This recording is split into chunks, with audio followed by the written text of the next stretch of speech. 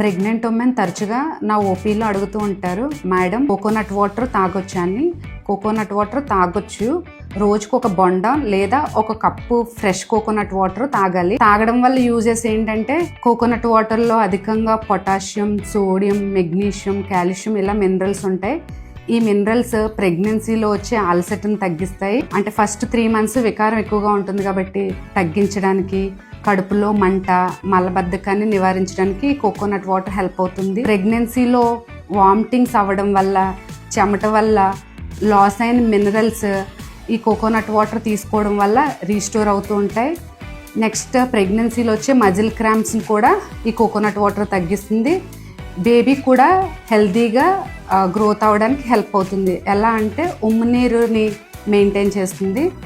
So ఇన్ని benefits ఉన్న coconut water తీసుకోవచ్చు, కానీ స్టోర్ చేసిన కోకోనట్ వాటర్ వద్దు. కోకోనట్ వాటర్లో న్యాచురల్ షుగర్స్ ఉండడం వల్ల షుగర్ ఉన్న pregnant mothers 2 or 3 days once తీసుకోవచ్చు.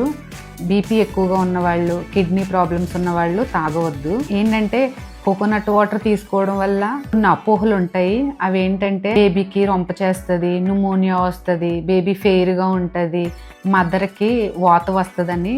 ఇలాంటివి ఏమీ సైంటిఫిక్గా లేవు. సో భయపడకుండా రోజుకు ఒక కొబ్బరి బొండం తాగవచ్చు. Thank you.